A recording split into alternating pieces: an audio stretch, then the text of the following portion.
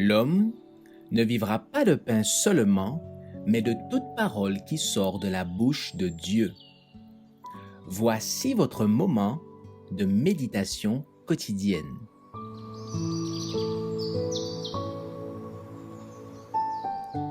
Maranatha. Le 29 novembre. Christ est le juge. Le Père ne juge personne, mais il a remis tout jugement au Fils. Jean 5, verset 22.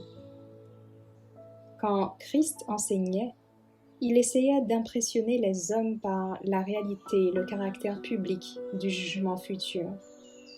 Il ne s'agit pas du jugement de quelques individus, ni même d'une relation, mais de la totalité des intelligences humaines, des êtres responsables. Il aura lieu en présence des habitants des autres mondes, pour que l'amour, l'intégrité et le service de l'homme envers Dieu puissent être suprêmement honorés. La gloire et l'honneur ne manqueront pas.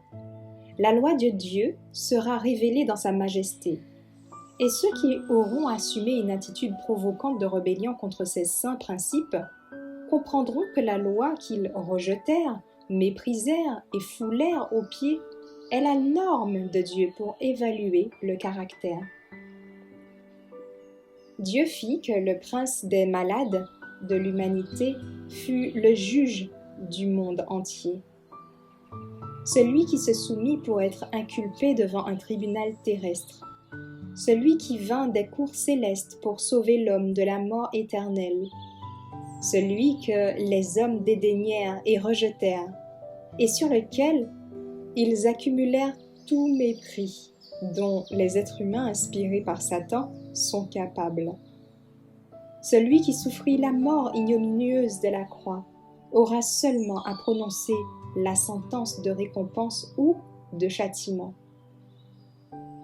Celui qui se soumit ici-bas à la souffrance et à l'humiliation de la croix aura dans le conseil de Dieu la plus grande compensation, et il acceptera au trône reconnu par tout l'univers céleste comme roi des saints.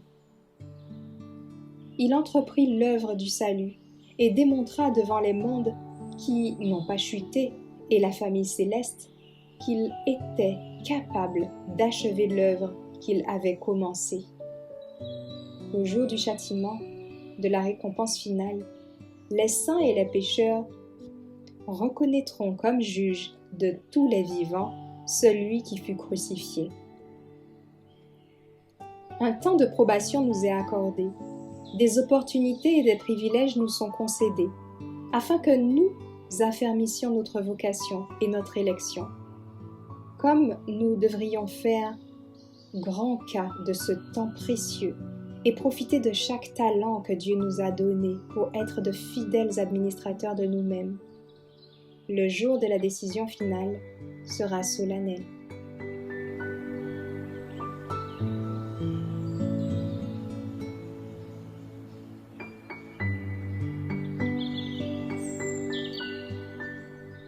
Merci d'avoir écouté cette présentation. Assurez-vous de nous rejoindre demain pour votre moment de méditation quotidienne avec lereste.org.